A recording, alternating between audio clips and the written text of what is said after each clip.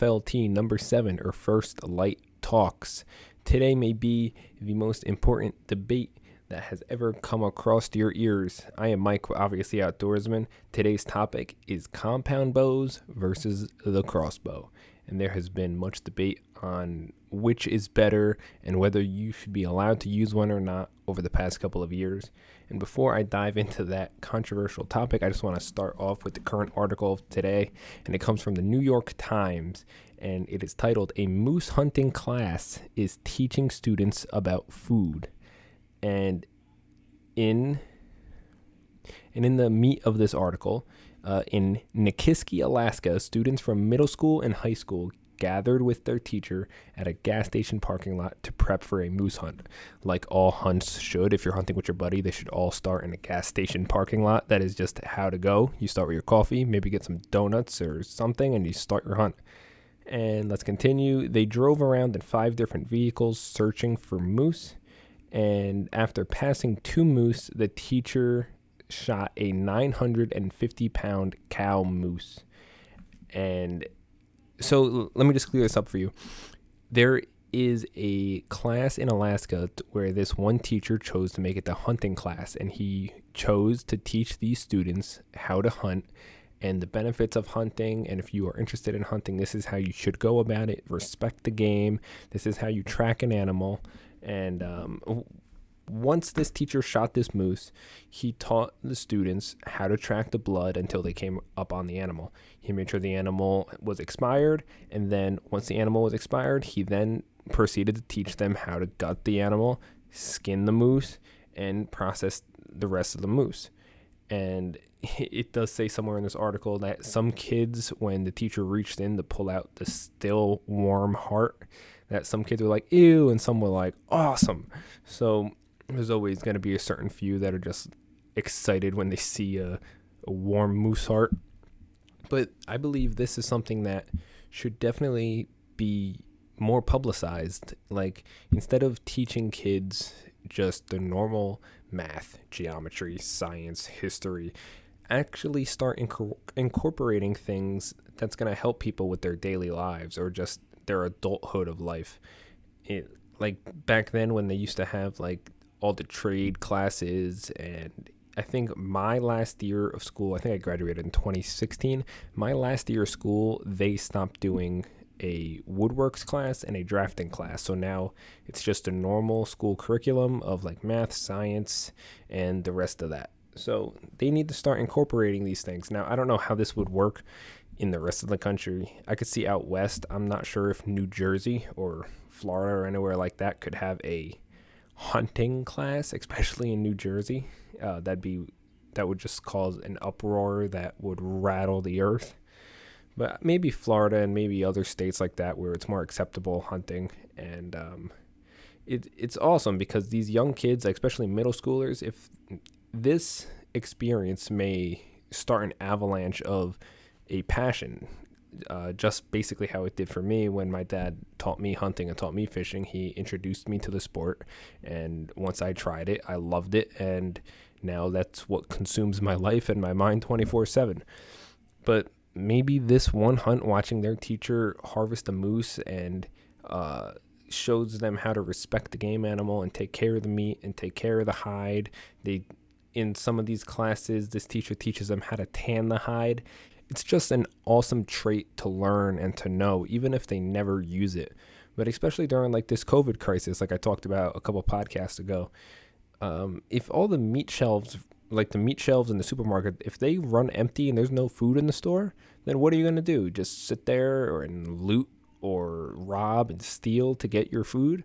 Instead, you can go out and harvest your own food, whether it may be squirrel, hog, alligator, deer. You pick it, maybe even fish, any type of fish, and you can supply yourself with much healthier food than you could even buy at the supermarket. So, and maybe not even just a passion project. Maybe they will learn where their food comes from much better, and they have a want to know where their food comes much more after watching this experience of their teacher harvesting this moose. But I just think it's something that really needs to be publicized and offered in this country, teaching people or having a class available to students that are interested in hunting and fishing and how to process food, maybe how to butcher a deer or fillet a fish. Just have it offerable to where if some students don't want to take it, they don't have to take it. And then if some students do want to take it and they love it, let them take it. But on to today's topic of compound bows versus the crossbow. And I'm going to get a lot of hate on this, or I'm going to get a lot of love for this on how I go about compounds versus crossbow. Now, I'm not going to sit here and bash one side or the other. And if you guys know me, you guys know I use a compound bow, but I have used crossbows in the past, and I'm just going to go over the facts first, and then I'm going to give my opinion, and then you guys get to decide at the end which is better, even though there's one clear option on which is better, and it might surprise you. And there is whether you should use a compound or a crossbow. Okay, so let's start with the compound, the pros and cons of the compound bow. Let's start with the pros. First off, compound bows are lighter compared to the crossbow, where they're normally much heavier than the average compound bow. Compound bows have a high percentage of let off, meaning once you come to full draw or almost to full draw, there's a let off of the actual weight. So like my bow is at, I believe, 66 pounds of a draw. And once I get to full draw, that 66 pounds probably goes down to like holding 15 pounds or holding 20 pounds, and which each year that goes by, that percentage of let off goes up like from 80% to 90%. So basically once you come to full draw, you're basically holding nothing. You're holding like a pound. So you could hold that thing forever and you not get tired. Compound bows are quick and quiet, meaning compared to the crossbow, where when you take a shot, it's just a loud thud a lot of the times. It's just like a thunk. I mean, there's some compounds like that too. But with compound bows, you can move around much more quickly.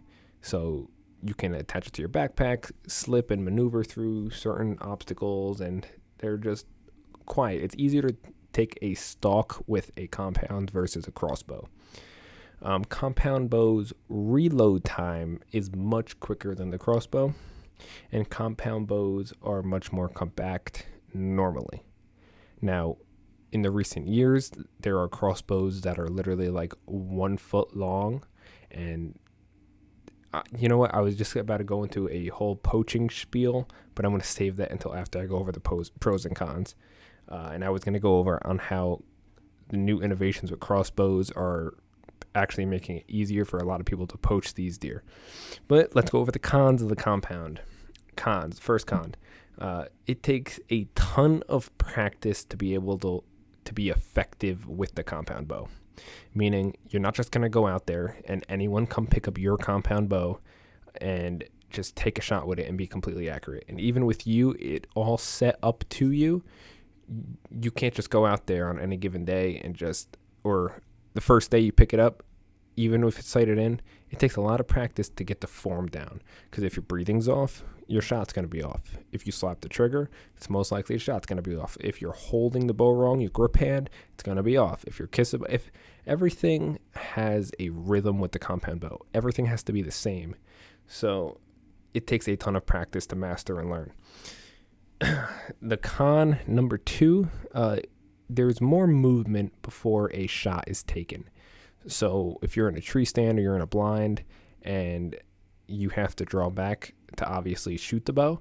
So if a deer is on the pile, instead of just picking up and aiming, you have to do a whole drawback sequence to settle your pin to shoot. So a lot of times when people draw back, that's when they get busted by the animal if they're not concealed right or if they draw at the wrong moment. Thirdly, there is a level of strength that is required to use a compound bow. I believe the minimum a compound can be pound-wise is 35 pounds in New Jersey. And once you start going up and up to like 50, 60 pounds, it's a lot harder for people to actually draw back. And it's not to where holding it at full draw. That's where the newer bows, where the let-off is like 80, 90%. If they could get it back there, they can hold it forever and shoot the bow. But it's that initial from 0 to like 80% of the movement, it hurts them, whether they have a shoulder mobility or if they're just not strong enough. That's where it's a hard room for certain people to get into the compound bow, to where they actually have to be somewhat physically strong to use a compound. Like my fiance tries to draw back my bow, and there's no way she could do it. And the only way she could draw back is with it at like 25 pounds. And that's for a lot of people, new people, and young kids. So it's hard for them to get into the compound bow.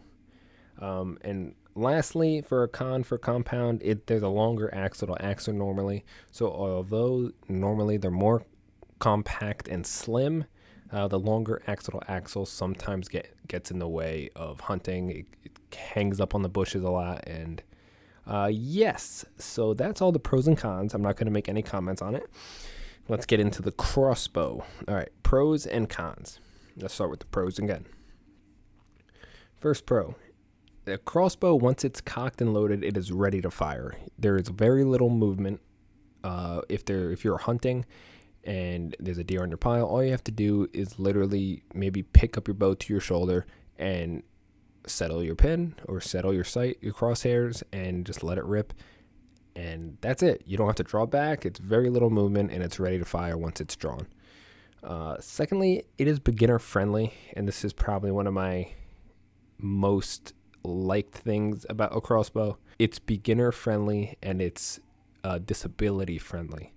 Meaning if you're just getting into hunting and you just want to start shooting, or if you're just getting into archery and you just want to start shooting, a crossbow is a great way. And if you have some type of disability, whether you have a shoulder issue or just any type of disability, a crossbow is a great way to do it. They don't have to draw back. They don't have to hold a compound at full draw.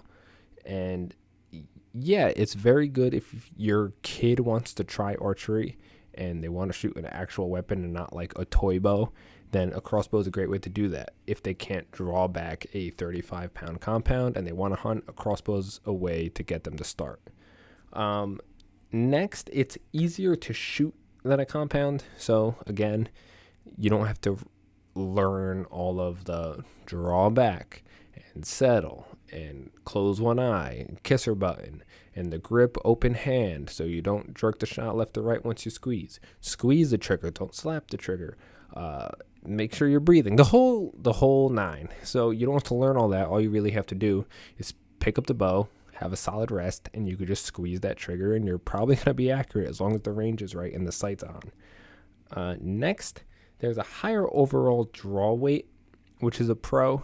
So most of the crossbows, there's a higher draw weight. So it's normally a consistent like 60, 70, 80 pounds, depending on the bow.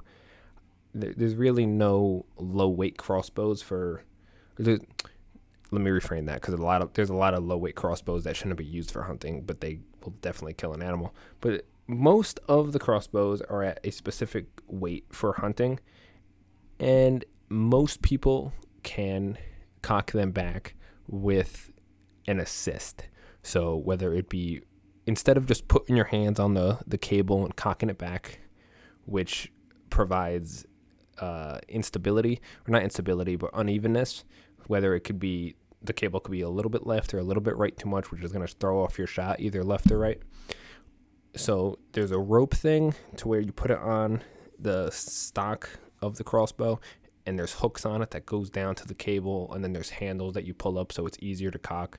So you're not really pulling back to 70 pounds.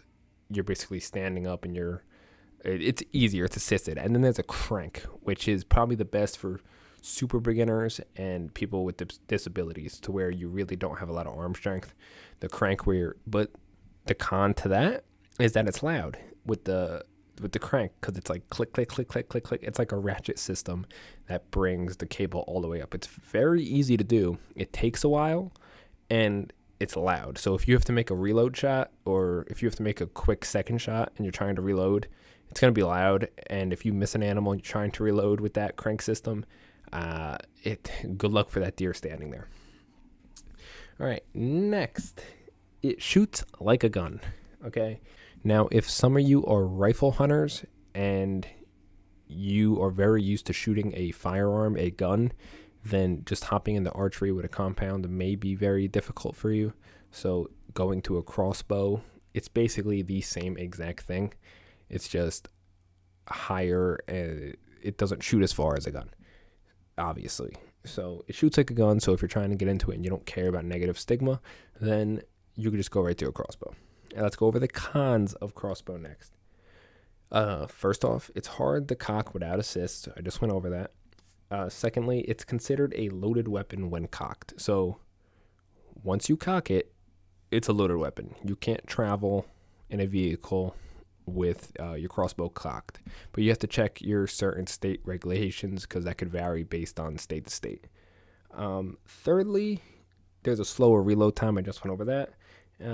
It's heavier and must be unloaded once it is cocked. So you have to either carry a bolt. A bolt is another term for arrow. A bolt with a decocking device at the end of it, or you have to carry a target everywhere you go, just in order to be able to transport your crossbow. So you have to shoot it at the end of every trip. And they're kind of loud when they shoot. Maybe the newer ones are a little different, but a lot of them, they're just like thunk, douche, and they're pretty loud. They're much louder than a compound if they're all set up right. Now, all right, that's basically my pros and cons list. Now, only thing I really didn't touch on was the negative stigma that goes around using a crossbow. There's a lot of people that say crossbows shouldn't be used for the sheer fact that it's not bow hunting. But then if you're going to say that, then how are guns any different than a crossbow? Because in my opinion, a crossbow is basically a lesser gun. It's the same exact thing. It shoots like a gun. You just put a scope on it and you just squeeze that trigger, and it's very easy to utilize. And a lot of the anti-hunters and a lot of the activists for being against hunting, they are saying that it's too easy to use a crossbow, and there's a lot of negative opportunities for the crossbow. And I also touched on that earlier, to where I believe it's the Raven crossbow, to where it's literally like a foot long and I don't even think a foot wide. And I've heard a lot of poaching stories to where people are just cocking the crossbow, leaving it on their passenger seat, and they got this giant scope on it, and all they do is drive around, and they could just shoot an animal from their driver's seat out the window, and it's not big and bulky. It's just hanging out the window, thunk, and put it away. It's quiet, and that's it. It's so tight and compact that they could maneuver around their vehicle without possibly breaking a window or getting in the way of anything. It's very compact. So it's the more they're making them smaller and quicker and more effective, the more these poachers are getting away with this type of stuff. It's a lot harder to shoot a deer from a vehicle with a compound bow, trying to put a 31-inch axle out your window, or the old crossbows where they still have a big axle, trying to put that out your window. So it's a lot harder with the older styles. But the newer styles, I mean, it's great and effective. They're lighter, and if you guys are responsible hunters and you got the money for them expensive crossbows, then kudos to you. But there's a lot of negative stigma that goes around using a crossbow, that it's not real hunting and it doesn't take as much skill, and it all depends on how you look at it. Because if you're trying to say which is more consistent and which is more ethical, let's just go a compound bow versus a rifle. I believe 99.9% of everyone is going to say a rifle is more ethical than a bow. There's less room for error. Now, for me, I consider a crossbow more like a gun than a compound like a gun, because it's the same thing, just instead of a bullet, it's an arrow. So you still have to do the same steps. There's still a stock, there's still a scope. All you have to do is lift up, settle your crosshairs, and squeeze, and just make sure your form is right, and you're going to hit where you're aiming if you're sight-sighted in. So if you're going to say which is more ethical, a compound versus a crossbow, just overall, crossbow probably wins that one, and which is more ethical. But it also depends on the person, because if you put in enough practice, and like Tim Wells, for example, he has Relentless Pursuit, his TV show, and he's all over YouTube and Facebook. He shoots ducks out of the air with a bow and arrow, and he's better than half the people I know with a gun. He shot a very controversial bear with a blowgun, and he 10-ringed that bear through the heart. The bear ran like 20 yards and expired. It basically goes to show you that if you practice with anything enough, you could become extremely efficient in it. And most people aren't going to be perfect, and really anyone is never going to be perfect. So even with a rifle, you can still mess up. You can still make a bad shot. You can still make mistakes. You could still miss the whole nines, just like how you can with a crossbow or a compound. So for me, now we're getting onto my personal opinion here. Being that I have used compounds and crossbows, my first deer I ever taken with a bow was a crossbow. My first deer I ever took in my life was a doe with a shotgun during one of the youth days. But my first one with the bow was a doe with the crossbow. But I also trained with the compound for consecutive hunts. And I wasn't quite mentally prepared to where if I could withhold myself during an actual hunt, because I was consistent with my shots, but not consistent enough to my likings way back then. And I'm talking like I was probably like 12 years old. I was very young. Probably even before that, I was probably like 10 or 11 years old. But I wasn't to where I would be in a liking standpoint to where if I could hit that golf ball at 30 yards, no. I was at the point where it's like, I might be able to put 3 out of 5 arrows into that paper plate at 20 yards. But that was also because I was shooting fingers. There was no release. I was shooting a 1-pin sight.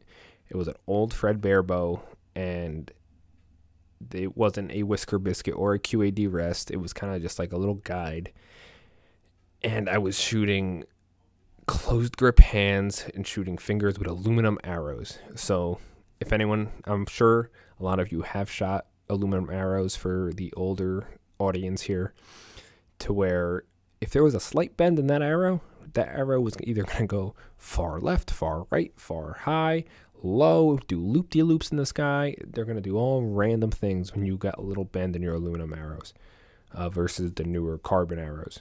So that's how I learned with the compound. And so I wanted to still hunt, so I picked up the crossbow, my first one. I shot a doe, and I liked it, but it didn't really hook me to the fact to where when I finally shot my first deer with the compound bow, it was a nice 8-pointer on state land, North Jersey. And I shot this deer at like 40 yards at last light with that same bow, shooting fingers and an open grip hand with, I think I switched over to carbon arrows at that point though. And I let it fly, and I made a perfect heart shot. And it's one of my favorite hunts that I've ever had, and it was over 10 years ago, I believe now. Maybe 8 years though, but the fulfillment aspect of perfecting a sport or just perfecting anything, a passion, a hobby, once you perfect the craft, that's the word I was looking for. Once you perfect the craft and then you succeed on that and you succeed in what you're trying to do, it is so much more fulfilling than just sighting in a scope and then just settling it on an animal. All right. It takes out a whole aspect in which I am very fond of. I like perfecting the craft. I like being able to go, okay, that golf ball's at 38 yards, and I'm going to put this arrow right through that golf ball. And then I do it because it's all practice at this point. But there was a lot of learning to get to that point. So it was basically like a progression of belts. So it's like white belt, yellow belt, purple belt, brown belt, and the whole thing. So you start with the white belt being able to like just picking up the bow, and then you go on the yellow belt once you get more consistent, and then you go on to like an orange belt once you are finally ready to go hunting, and then a purple belt once you're take your first animal and you're getting better and you're shooting farther and you're more consistent, you make less mistakes. But even these pros make mistakes that are on TV and that are very famous. They make mistakes, they miss shots, and they sometimes wound animals. It's not preferred or wanted, but it's life and it happens. You cannot go 10 for 10 all of the time. And you know what? Not even go 10 for 10. You can't go 1,000 for 1,000. Okay. Because 10 for 10, that's doable. You can go 10 hunts and drop 10 hunts with perfect shots, but somewhere along your hunting career, you are probably going to mess up, whether it is your fault or not, whether you don't see that stick out there and you deflect off that stick and the arrow goes flying left, or you miss and it grazes the animal, just how it is. So instead of just sighting in a scope and going hunting, I mean, I guess you still have to go and do your stalking and baiting and scouting, and then actually making the shot and controlling your buck fever and controlling your nerves. I mean, there is still an aspect in the crossbow that is still very much hunting, but it takes out the fact of perfecting your craft, and that's a big one for me. I like being able to perfect my craft, and not a lot of people can do it. So the fact that I am still trying to perfect that craft, going out every day shooting at least 10 arrows. If I am tight on time, I try and shoot at least 10 arrows just to keep my form right, just to keep everything muscle memory. So if there is a spontaneous hunt I can go on, I've been practicing every single day for the past 5 years. I can just go out there and shoot a couple times, say I'm ready to go on my hunt. And that's just how it works for me. I believe a crossbow is a great tool for younger people, maybe for older people as well.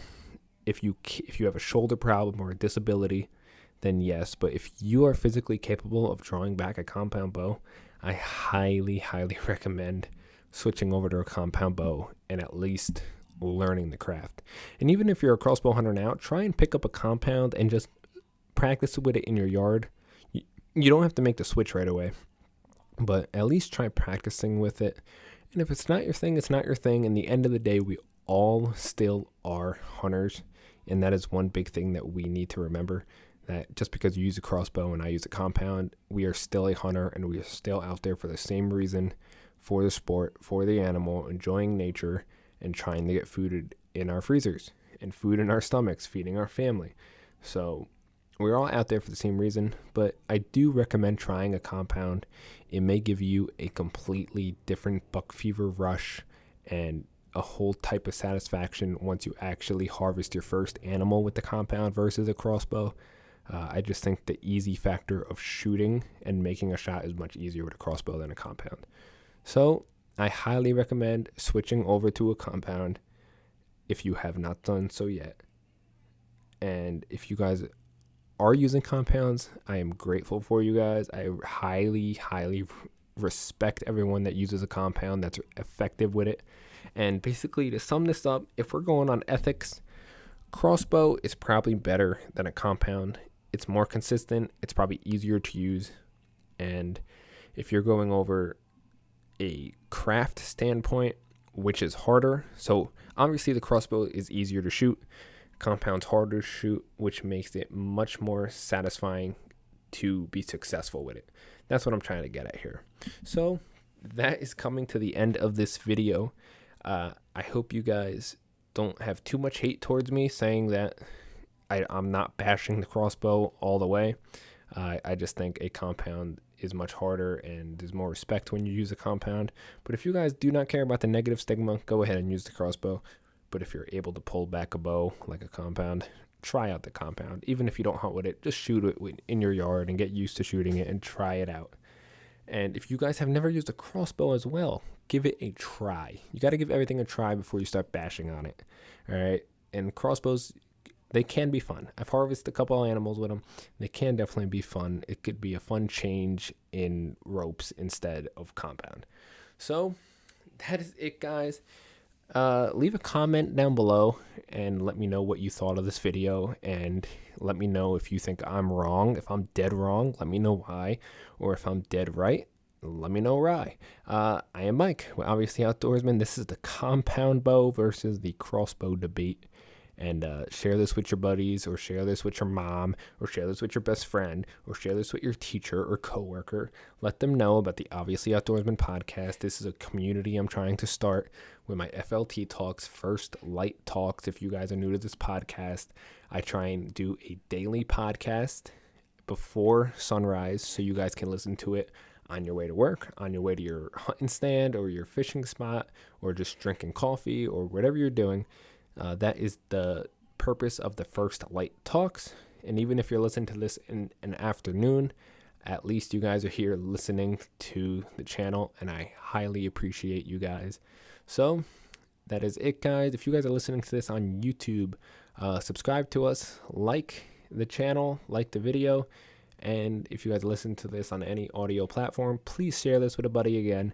I am Mike with Obviously Outdoorsman.